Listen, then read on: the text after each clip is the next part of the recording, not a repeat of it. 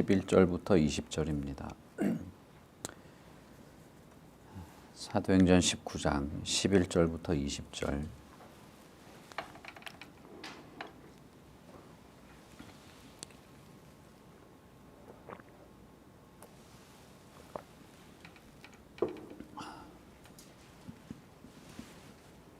제가 봉독하겠습니다. 하나님이 바울의 손으로 놀라운 능력을 행하게 하시니 심지어 사람들이 바울의 몸에서 손수건이나 앞치마를 가져다가 병든 사람에게 얹으면 그 병이 떠나고 악귀도 나가더라. 이에 돌아다니며 마술을 하는 어떤 유대인들이 시험삼아 악귀 들린 자들에게 주 예수의 이름을 불러 말하되 내가 바울이 전파하는 예수를 의지하여 너희에게 명하노라 하더라. 유대의 한 제사장 스게와의 7 아들도 이 일을 행하더니 악귀가 대답하여 이르되 내가 예수도 알고 바울도 알거니와 너희는 누구냐 하며 악귀 들린 사람이 그들에게 뛰어올라 눌러 이기니 그들이 상하여 벗은 몸으로 그 집에서 도망하는지라. 에베소에 사는 유대인과 헬라인들이 다 이 일을 알고 두려워하며 주 예수의 이름을 높이고 믿은 사람들이 많이 와서 자복하여 행한 일을 알리며 또 마술을 행하던 많은 사람이 그 책을 모아 가지고 와서 모든 사람 앞에서 불사르니 그 책값을 계산한즉 은 5만이나 되더라. 이와 같이 주의 말씀이 힘이 있어 흥왕하여 세력을 얻으니라. 아멘. 에베소에서 행하는 바울의 사역들 중에는 특별히 하나님의 능력이 동반되었던 이런 일들도 있었다고 기록을 하고 있습니다. 특히 치유하거나 귀신을 쫓아내는 이런 능력들이 바울의 사역 속에서 나타났던 것이죠. 11절에 보시면 하나님의 능력이 나타나게 되었다라고 말하고 있습니다. 이런 일들은 사람들을 특히 놀랍게 했는데 전에 말씀드렸던 것처럼 이것이 예수를 믿는 사람들 혹은 복음을 전하는 사람들에게 일상적으로 나타나는 일이라기보다는 바울이나 사도들이 전한 복음의 말씀 혹은 예수 그리스도의 도가 진리이고 그것이 하나님으로부터 온 것임을 사람들에게 알리기 위한 방편으로 하나님께서 특별히 사용하신 방법이다. 그렇게 말씀을 드렸죠. 에베소에서도 이런 일이 일어났던 것입니다. 그것은 결국 사람들이 바울이 전하는 도가 우리가 알고 있는 이 이방신들, 특히 로마의 문화권에서 살고 있는 이 사람들, 제우스나 아데나나 이 뒷부분에 보면은 이제 아데미를 섬기는 사람들이 이렇게 소요 사태를 일으키는 일들이 있는데 그런 것처럼 이런 신들보다 훨씬 낫다 혹은 오직 예수만이 유일한 구세주이다, 하나님이 유일한 신이다라고 하는 것들을 이 사람들에게 효과적으로 전하는 방편으로서 사용되었다라고 하는 것을 말씀을 드렸습니다. 그런 면에서 현대사회에서 성경이 이미 우리에게 다 전달되었고 성경을 통해서 예수님에 대해서 바르게 알고 또 교회의 여러 활동과 성도들의 삶을 통해서 진실한 어떤 복음의 역사들을 보여줄 수 있는 현대사회에서 지금도 복음을 전하는데 이런 이적과 어떤 초자연적인 현상이 나타나야 되느냐 하는 문제에 대해서는 여러 가지 논란이 있는 것입니다. 분명히 성령의 역사는 누구도 제한할 수가 없습니다. 성령의 역사는 언제든지 일어날 수 있고 무엇보다도 그것은 성령이라고 하는 인격적 존재, 다시 말하면 자율권, 자율성과 주도권을 가진 하나님으로서 성령은 무엇이든 원하시는 대로 할 수 있습니다. 그거를 우리가 된다 안 된다 말할 필요가 없는 것이죠. 그래서 이렇게 하면 된다는 것도 우스운 이야기고 그런 것이 이제 없다라고 하는 것도 웃긴 겁니다. 최근까지 한국에서 많이 이렇게 유행하던 것들은 신사도 운동이라고 하는 것들인데, 강대상에서 목사가 선포하는 것은 실제로 그것이 역사하는 힘이 있다고 주장하는 것들입니다. 그래서 이 강대상에서 설교를 할 때 뭐 이렇게 선포하듯이 하는 거예요. 그때 보면 성령이 임해라 뭐 이런 식으로 하는 겁니다. 그러면서 그 사람들이 주장하는 것들은 이런 초자연적인 하나님의 역사와 능력들을 우리가 제한할 수 없다, 뭐 이런 논리죠. 그러나 반대로 그것을 자기들 마음대로 행사할 권리도 없는 겁니다. 이건 말 그대로 하나님의 역사이고 하나님의 능력이고 성령의 주도적인 역사이기 때문에 그런 것입니다. 그렇다면 바울이든 베드로든 누구든 이런 일들을 자신들이 주도하고 의도적으로 했느냐, 그건 알 수가 없는 겁니다. 베드로가 안진뱅이를 일으킬 때에 자기가 그것을 통해서 어떤 역사하는 힘을 발휘하겠다고 하는 의도를 가지고 있었는지는 성경은 기록하지 않습니다.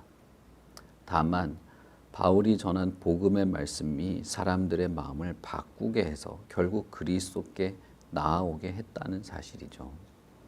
바울도 마찬가지입니다. 그래서 우리가 여기서 주목하여 볼 것은 바울의 사역들이 여러 어떤 특징들을 가지는데 가장 중요한 특징들 중에 하나는 회당에서 성경을 가르치는 성경 교사였다는 것이죠. 그리고 유대인들과 변론하는 어떤 그 변증적인 일도 많이 했습니다. 그리고 손을 얹어서 안수하는 이런 일들도 했던 것이죠. 바울이 겪었던 일들도 여러 가지입니다. 사람들이 바울을 이렇게 고소 고발한 적도 있고, 데리고 가서 폭력을 행사해서 죽을 정도로 때린 적도 있고,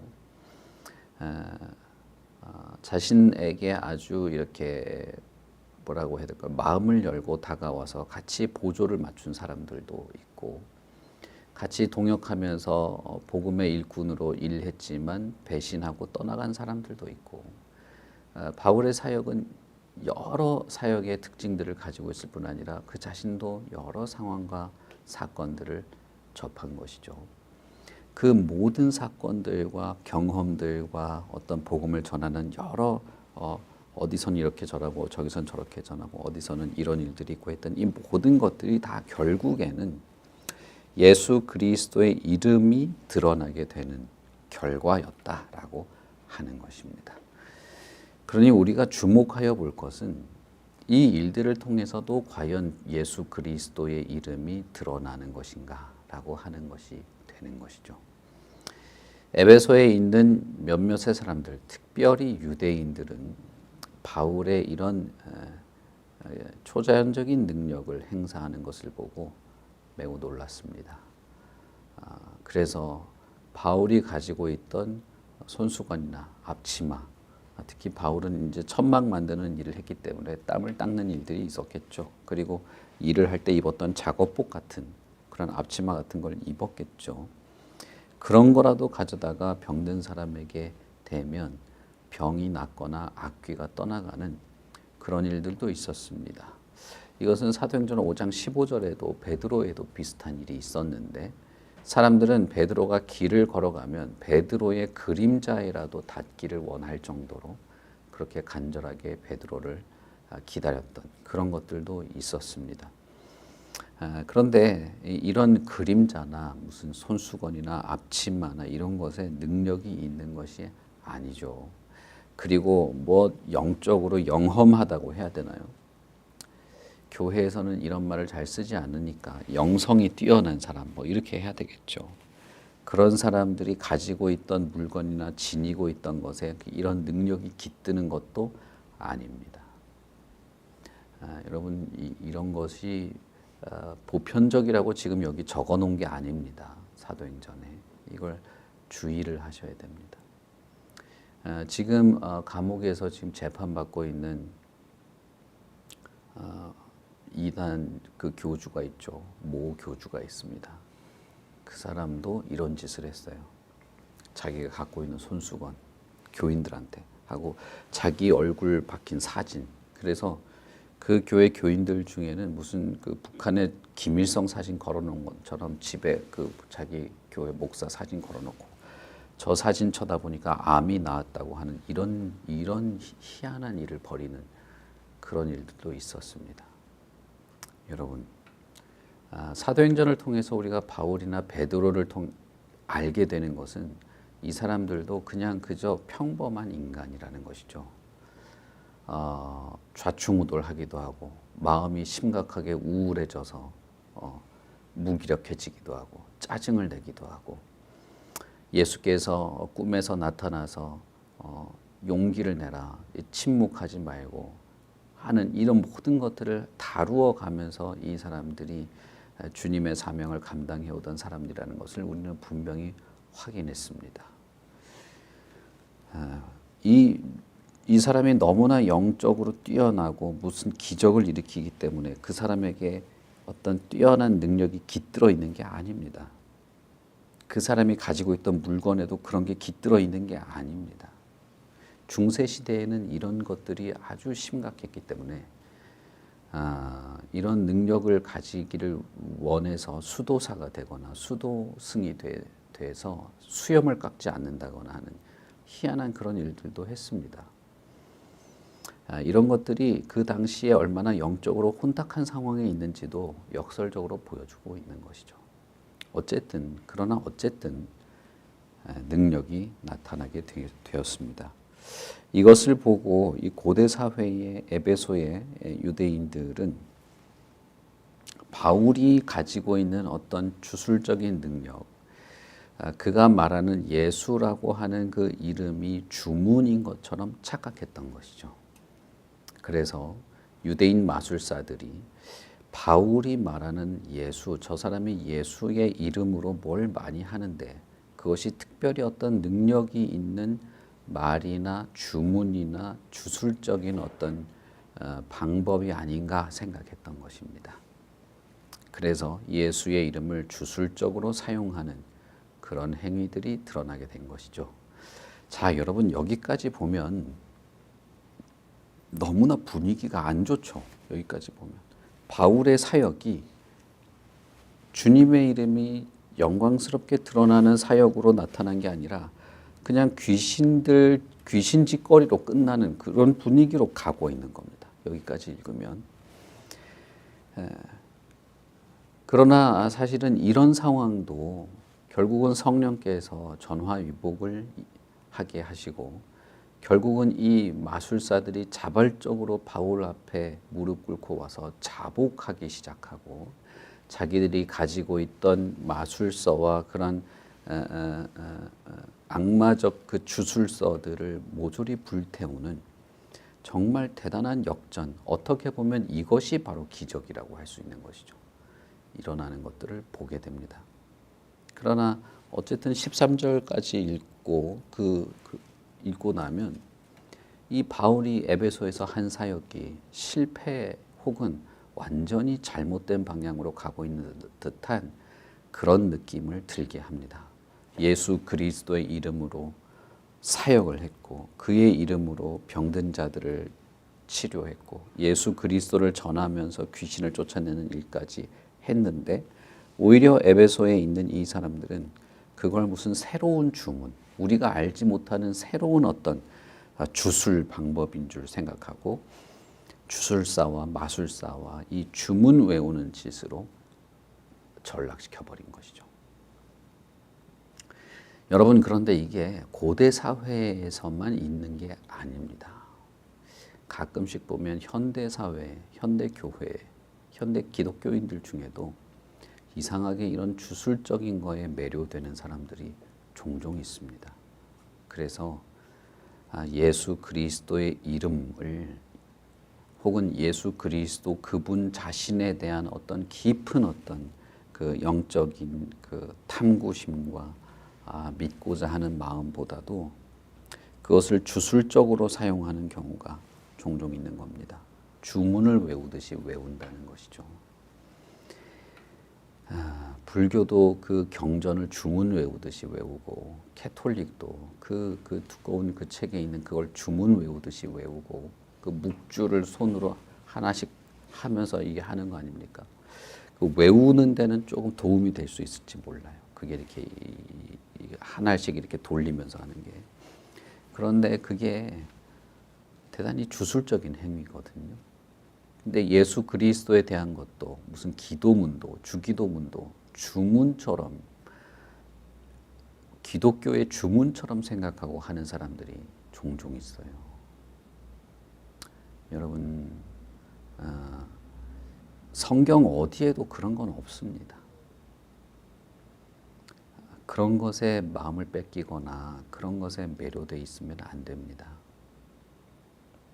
이 유대인들이 지금까지는 여러 신이던 악마던 뭐던 뭐의 이름을 가지고 주문을 만들어 가지고 이 말에는 특별한 힘이 있다고 생각하는 이런 일단의 사람들, 요즘에도 그런 거 많죠. 특히 유럽 같은 데는 아시아 문화를 이상하게 해가지고 말에는 특별한 힘이 있다는 식으로 하면서 뭐 말하면 뭐 어떻게 되고, 뭘 3번 하면 뭐 어떻게 되고, 거울 앞에서 뭘 하면 뭐가 되고, 이런 게 정말 잡다한 게 많습니다. 물론 말은 매우 중요한 것이긴 하지만 여러분, 우리가 입으로 발성하는 그게 무슨 능력이 있습니까?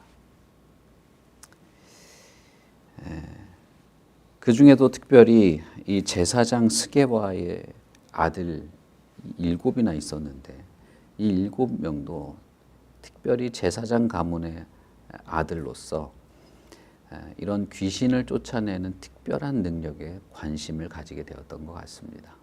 그리고 바울이 전하는 복음의 메시지, 그 복음의 내용과 복음 진리에 관심을 가지기보다는 눈에 드러나는 그 기적적인 역사, 뭔가 자신의 어떤 마음을 끄는 그것에 관심을 가지고 바울이 말하는 그 새로운 주문, 잘 알지 못했던, 혹은 하나님이나 하나님의 아들을 이끌어서 뭔가를 시도해 볼 수 있는 그런 주술적인 방법을 사용해 보자고 했던 것이죠. 그리고 우리가 성경을 읽은 것처럼 그것은 철저하게 실패하게 됩니다. 이것은 예수님의 이름이 실패했다기보다는 예수님의 복음 진리가 가지고 있는 그 영적인 깊이보다 그저 주술적이고 주문을 외우던 식의 태도가 아무런 능력도 가지고 있지 않다는 걸 보여주는 것이죠. 이 장면 속에서 에베소의 이 바울의 사역이 역전되는 것입니다. 이 소문을 들은 사람들이 모두 다 깜짝 놀라게 되면서 다 두려워하면서 예수의 이름을 높이는 일이 있게 됩니다. 그리고 예수를 믿게 된 많은 사람들이 와서 자복하며 자신들이 지금까지 어떤 일들을 해왔는지를 말하기 시작합니다. 지금까지 주술에 빠져 있고 마술에 빠져 있어서 참된 복음의 진리, 참된 신 하나님에 대해서 알지 못하며 살아왔던 것들을 자복하기 시작한 것이죠. 이것이 참 정말 대단한 일입니다. 어떻게 보면 이 일이 정말 기적인 것이죠. 뭐 병자를 고치거나 귀신이 나간 것도 이적이지만, 그러나 이 사람들이 자발적으로 와서 자기들이 가지고 있던 생각과 어떤 그 일들의 장면 속에서, 그 상황 속에서 이것이 별것 아니구나. 우리가 지금까지 대단하다고 생각해왔던 무슨 아데미니 제우스니 아니면 무슨 주문을 외우는 것들이니 이런 것들이 별것이 아니었구나. 예수의 이름, 살아계신 하나님의 아들이야말로 참되신 하나님이구나를 알게 된 일들이 있었던 것이죠. 바울이 이 사람들을 일일이 만나며 설득한 게 아닙니다. 바울이 전한 복음을 엉뚱한 방식으로 사용한 것이 오히려 그들의 마음을 되돌리는 어떤 사건을 일으켰던 것이죠. 그러니 여러분 이것이 성령의 역사라고 할 수 있는 것 아니겠습니까? 그러면서 이 사람들이 마술을 하면서 사용되었던 그 많은 주술책들, 마술 주문을 적어 놓은 책들을 모아 가지고 와서 공개적으로 사람들 앞에서 공개적으로 불사르는 일이 있게 됐습니다. 그 책들은 매우 이제 귀하고 비싼 것이겠죠. 은 5만이나 되었다. 이제 이건 무게 단위로 말한 겁니다. 그래서 5만 다음에 단위가 나와 있지 않기 때문에 어떤 단위로 5만을 셌는지 정확하지 않지만 아마 달란트로 하지 않았을까 생각하는 것이죠. 은 5만 달란트 정도 되는. 달란트는 뭐 시대에 따라서 무게 단위가 다 바뀌긴 했지만은 무겁게 칠 때는 한 30kg, 좀 가볍게 칠 때는 10kg에서 한 15kg 정도 되는 무게입니다. 그러면 제일 적게 해서 10kg라고 해도 5만 곱하기 10이면 50만 kg, 은 50만 kg면 그 당시 지금도 크겠지만 그 당시는 어마어마한 가치를 인정받던 책이죠. 이 사람들이 모두 불태운 것입니다. 이 역사적인 장면들이 일어난 것이죠. 여러분, 우리는 바울이 전하는 복음과 그 복음의 진리의 역사들이 우리가 알 수 없고 우리가 상상하거나 우리가 기대하는 것보다 훨씬 더 크고 파급력이 있으며 사람들의 영혼을 바꾸고 사회와 그 사회의 문화를 변혁시키기도 하는 파급력 있는 역사가 있다는 사실을 보게 됩니다. 그래서 누가는 결론으로 이렇게 말하죠. 주의 말씀이 힘이 있다라고 말하는 것입니다. 바울이 힘이 있다고 말하지 않는 것이죠. 바울은 대단하다. 바울은 힘이 있다. 아볼로가 얼마나 뛰어난 줄 아느냐.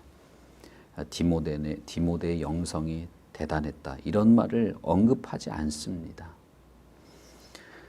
사도행전 우리가 쭉 읽어보면서 계속 우리가 발견하는 것입니다만은 어떤 인물들보다 그 인물들을 통해서 역사하는 성령과 그것을 약속하신 예수 그리스도의 이 왕적인 왕권이 전 세계 방방곡곡 어떤 인간, 어떤 사회와 어떤 문화에도 드러나게 된다는 것이죠.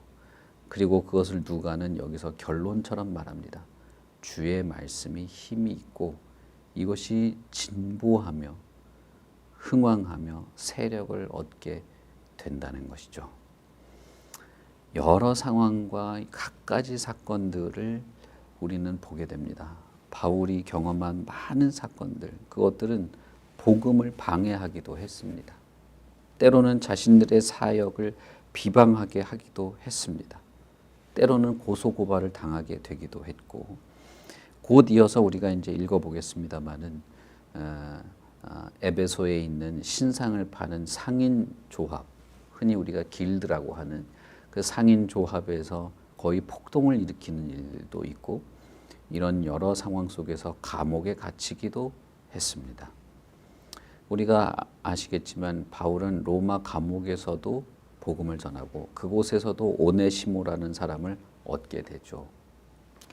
어떤 상황과 여러 문제들, 자신들을 비방하고 대적하는 사람들도 있고 마음을 열고 함께 동역하는 신실한 형제들이 나오기도 했고 어떤 도시, 어떤 상황, 어떤 시간에서 갖가지 사건들이 벌어지고 우리가 상상할 수 없는 이 사건의 역전과 역전이 벌어지지만 변함이 없는 것은 복음이 가지고 있는 능력, 사람의 영혼을 바꾸고 우상을 버리고 참된 진리를 발견한 자들이 자신의 이 삶이 변화되는 변화와 영혼을 구원하는 이 복음의 역사는 언제나 변함이 없었다는 것입니다. 그리고 주의 말씀과 진리를 따라 살아가는 이 사도들의 변함없는 신실함, 복음에 대한 열정과 사명을 지켜나가는 이 증인들인 변함이 없었던 것이죠. 이것이 2000년 동안 유지되어 온 것입니다. 이 당시만 그런 것이 아니고 2000년의 시간 동안에 얼마나 많은 일이 있었습니까? 얼마나 많은 제국들이 일어나고 사라져 갔습니까? 수많은 국가와 왕들과 통치자들이 등장하고 사라지고 전 세계를 뒤덮는 전쟁이 몇 차례나 일어나고 엄청난 일들이 이 역사를 지나갔지만 그러나 변함없는 건 여전히 복음입니다.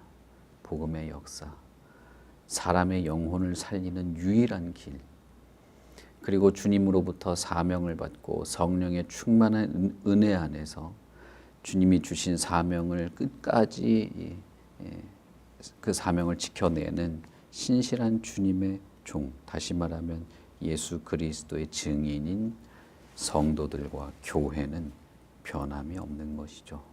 그것이 세계를 바꾸어 간 것입니다.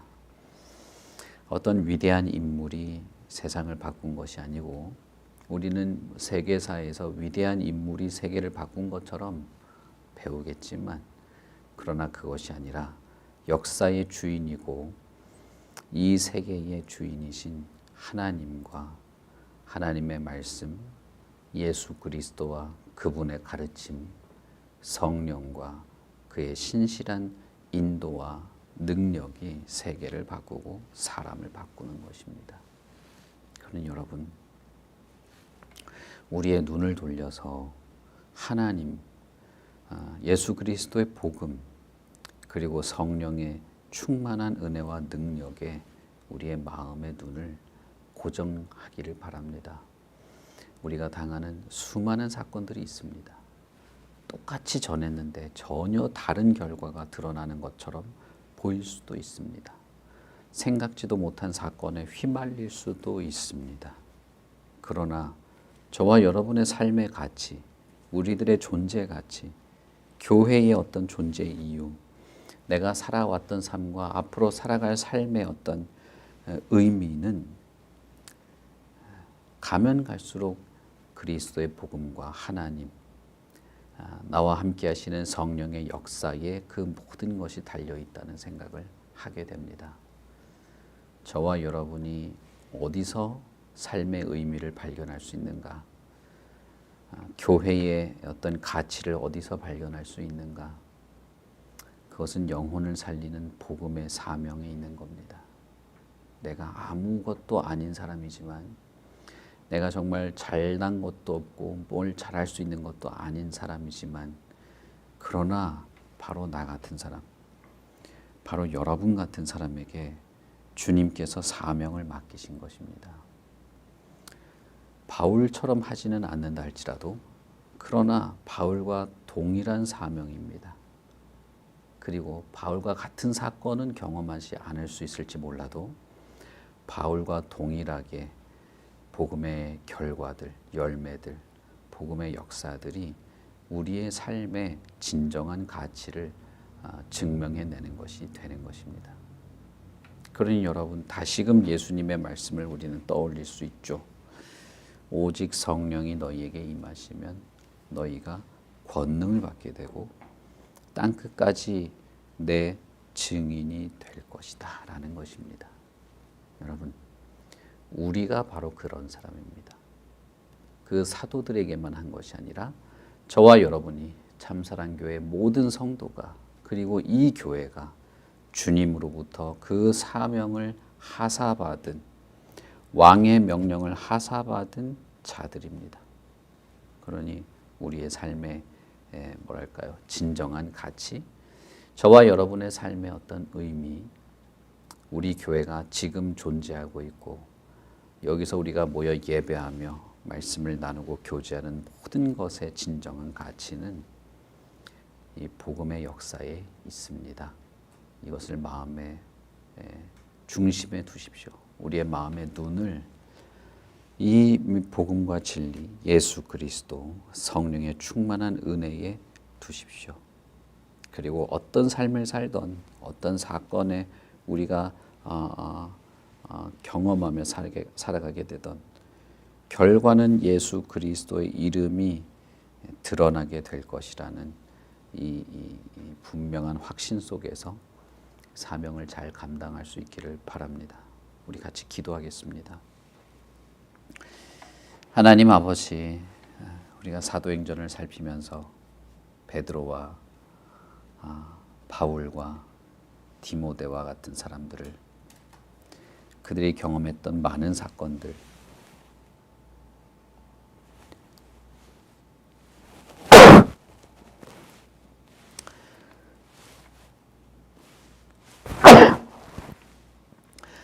그리고 그들이 만나고 경험한 많은 사람들을 보게 됩니다. 그 수많은 사건들과 어떤 사건의 흐름들 속에서, 그러나 결국 주님께서 약속하신 바로 그대로 복음의 역사가 끊임없이 일어나 갔던 것들 생각하게 됩니다. 우리가 우리의 형편을 보면 참 한심한 일도 많고 마음에 불안한 것들도 많고, 내 자신을 보면 참 무기력하기도 하고 지혜가 모자라기도 하고, 때로는 참 마음먹은 대로 되지가 않고 사람들의 마음이 바뀌지 않는 것 같은 그런 답답한 일도 경험하게 됩니다. 때로는 너무나 아끼고 사랑하는 사람인데, 내가 너무나 복음을 전하고 그 영혼이 구원받기를 바라는 사람인데 복음에 대해 냉랭한 그런 경우도 만나보게 되기도 합니다. 내가 사랑하는 내 가족과 친구들이 복음의 말씀을 듣고도 변화되지 않는 것을 보며 좌절하게 되기도 합니다. 때로는 진리를 따라 순종하며 살아가면서도 죄에 빠져 하나님의 이름을 먹칠하는 그런 일도 하게도 됩니다. 선의를 가지고 복음을 전하거나 참으로 하나님의 말씀에 순종하고자 하여서 헌신하며 수고하였음에도 불구하고 오히려 사람들에게 조롱과 비방과 오해거리가 되기도 합니다. 그 수많은 일들의 사건들, 마음의 안타까움과 걱정과 두려움들, 그것이 우리를 수시로 지나가고 우리의 마음에 답답함을 주지만, 그러나 결국 주의 성령의 역사는 변함이 없고 예수님께서 약속하신 그대로 성령이 임하여 능력을 따라서 행하게 되고 그리스도의 증인으로 살게 될 뿐 아니라 수많은 사람들이 예수 그리스도의 복음 앞에 무릎을 꿇고 그들의 허망한 과거를 버리며 주님 앞에 나오게 되는 그런 역사들이 있게 될 줄 믿고 바라봅니다. 지금 당장은 눈에 보이는 것이 없어서 답답하기도 하고, 때로는 정반대의 길을 가는 것 같아 보여서 안타깝기도 합니다. 그러나 그저 주의 성령께서 이 모든 것을 역전하셔서 주의 복음의 진리의 말씀이 하나도 땅에 떨어져 없어지는 것이 아니라 반드시 열매 맺게 될 것을 바라보고 소망할 따름입니다. 그러니 하나님이여, 참사랑교회 모든 성도들의 하루하루의 삶을 지키시고 마음과 생각을 지키시고 입술의 말을 붙잡으셔서 삶에서 만나는 모든 삶의 순간들, 그리고 주의 말씀을 따라 행하는 모든 사역과 봉사들, 우리가 한 공동체로 모여 예배하며 하나님의 이름을 높이며 성도들을 서로 섬기는 모든 일들, 가정에서나 직장에서나 우리가 행하는 것들을 통하여서 참으로 선하고 강력한 주 예수의 이름의 그 능력이 드러나게 되게 하기를 바랍니다. 우리의 삶을 통해서도, 또 우리가 만나는 사람들을 통해서도, 우리의 일상의 삶을 통해서든 어디에서든 우리의 삶이 주님이 주신 사명을 잘 감당하며 주님이 이루시는 열매들을 확인하는 것이 되기를 바랍니다.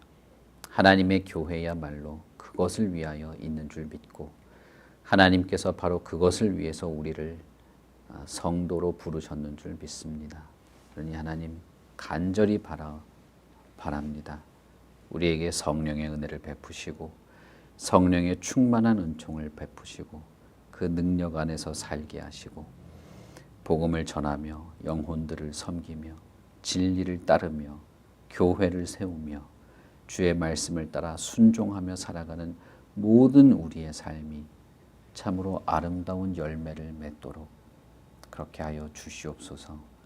감사합니다. 예수님 이름으로 기도합니다. 아멘. 하늘에 계신 우리 아버지여, 이름이 거룩히 여김을 받으시오며 나라의 임하옵시며 뜻이 하늘에서 이룬 것 같이 땅에서도 이루어지이다. 오늘날 우리에게 일용할 양식을 주옵시고 우리가 우리에게 죄진 자를 사하여 준 것 같이 우리 죄를 사하여 주옵시고 우리를 시험에 들게 하지 마옵시고 다만 악에서 구하옵소서. 대개 나라와 권세와 영광이 아버지께 영원히 있사옵나이다. 아멘.